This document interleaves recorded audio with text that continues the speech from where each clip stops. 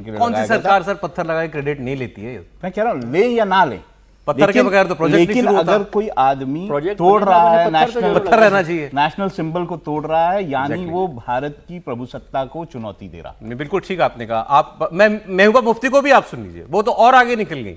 उन्होंने इसको सीधे सीधे जो लोग वहां मजहबी नारे लगाकर ये काम कर रहे थे, उन्होंने उन्हीं की बात दोहरा दी। ये कुफ्र है हमारे लिए कि ऐसी जगह पर, एक रिलीजियस साइट पर ऐसा कोई निशान लगे।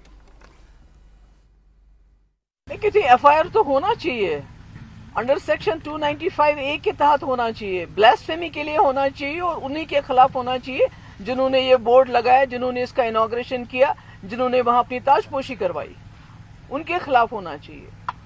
उनके खिलाफ नहीं होना चाहिए जो जज्बात में आके, जिन्होंने वहां पर उस वक्त गुस्से में आके इन्होंने कह दिया ये ब्लास्फेमी है, ईश निंदा है। ये तो चाहती हैं कि जिन्होंने पत्थर लगाया उनके ऊपर कार्रवाई हो। हमारे यहां अगर पाकिस्तान जैसे कानून होते तो फांसी पे टांग दो। जी सर, कल भी हमने चर्चा की थी, दो बातें। जैसे राहुल जी ने बहुत साफ तरीके से कहा कि ये तो भारत की प्रभुसत्ता को चुनौती है।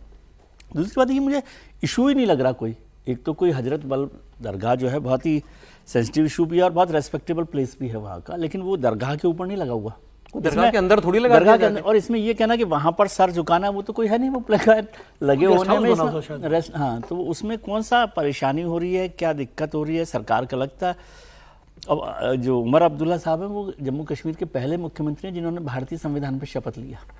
ये आपको जानकारी नहीं होगी क्योंकि 370 के बाद लिया, तो वो पहले मुख्यमंत्री जिन्होंने 370 हटने के मुझे बाद तो बड़ी हैरानी है उनके बयान पर सर। आपको तो बहुत हैरानी है, इसमें कोई वो कारण नहीं लगता। और सरकारों को, जो उमर अब्दुल्ला साहब बड़े मॉडर्न और युवा चीफ मिनिस्टर हैं, तो हर तरह से हर मसले पर डरने की बात या अतिवादियों का साथ देना, और ये उनके लिए मुश्किल पैदा करेगा क्योंकि और कश्मीर में कम से कम इस टेंडेंसी को हवा ना दें, तो इसको कहीं भी ना दें, लेकिन वहां पर देंगे तो वो उनके लिए मुश्किल पैदा करेगा क्योंकि वो वहां पर शासन चला रहे हैं। यदि इसी तरह से अतिवाद से तो बड़ी मुश्किल से निकला है इस राह पे चलने के लिए, तो महबूबा मुफ्ती वो तो फिर खुल के चलती है, खुल के बोलती हैं जो वो बोल ही रही है। सांसद बना है वहां से, अभी बारामूला से अतिवादी सांसद बना हुआ है रशीद इंजीनियर, वो तो वैसे संवेदनशील है। और ये कौन लोग है जो समर्थन कर रहे हैं सर? ये वही लोग हैं जो इस देश के अंदर एक विधान, दो निशान और दो प्रधान की जो बात करते थे, जम्मू कश्मीर का 370 जो हटना न देने के लिए पूरी ताकत लगाते थे और कह देते कि अगर केंद्र सरकार आर्टिकल 370 हटाएगी तो जम्मू कश्मीर में खून की नदियां बह जाएंगी।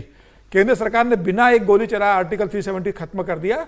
और आज उमर अब्दुल्ला वहां के मुख्यमंत्री, और मुख्यमंत्री अगर इस बात का समर्थन कर रहा है कि जो तोड़ा गया है वो बहुत अच्छा किया गया है, तो वो कट्टरपंथियों को किस जगह समर्थन दे रहे हैं और किनकी दम पर वो सरकार में आए, ये बता रहा है। मुझे लग रहा है कि अच्छा है कि केंद्र सरकार ने भी जम्मू कश्मीर को स्टेटहुड का दर्जा नहीं दिया। सर हमारे यहाँ होता क्या है, कोई भी विवाद होता है ना, सॉरी आप एक बहुत इंपॉर्टेंट बात आप बोल रहे थे, आप कंप्लीट कर लीजिए। नहीं, मेरा ये कहना है कि बहुत अच्छा किया कि केंद्र सरकार ने अभी जम्मू कश्मीर को स्टेटहुड का दर्जा नहीं दिया। अगर स्टेटहुड का दर्जा दे दिया जाए तो जिस मानसिकता से उमर अब्दुल्ला सरकार चला रहे, ये वो मानसिकता कट्टरपंथ की ओर लेकर चली जाएगी।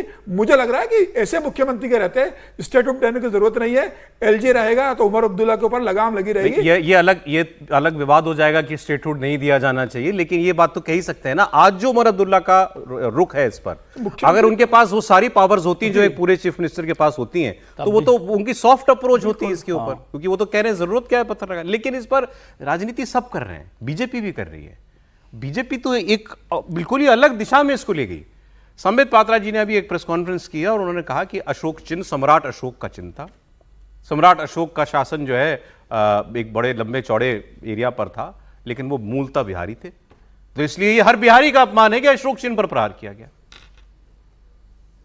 श्रीनगर के हजरत बल में जिस प्रकार से अशोक चिन्ह जो कि सम्राट अशोक ने अशोक स्तंभ में स्थापित किया था, उसे तोड़ा गया।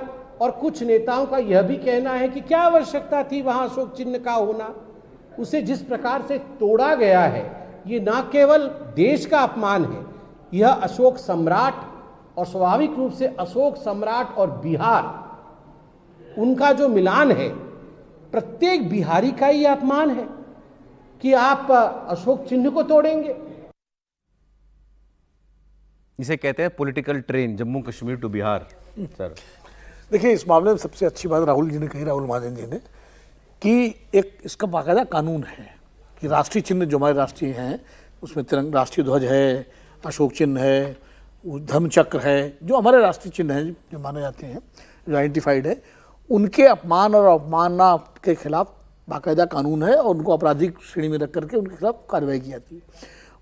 संबित पात्रा जी के बयान पर तो मैं कोई टिप्पणी करूंगा नहीं, क्योंकि वो राजनीति, वो बिहार के चुनाव के संदर्भ में बयान है और सम्राट अशोक ये भी अलग एक्सट्रीम है, विवाद कुछ है, उसको आप बिहार से ये राष्ट्रीय चिन्ह का अपमान माना जाना चाहिए। बिहारी का सम्राट अपमान अशोक का चिन्ह नहीं है वहां पर, भारत का चिन्ह है, भारत का भारत का चिन्ह है, सम्राट अशोक का चिन्ह नहीं, भारत का चिन्ह है। सम्राट अशोक ने उसको चूंकि बौद्ध स्तंभ पे उस पर खुदवाया था, इसलिए वो उनके नाम से जाना जाता है।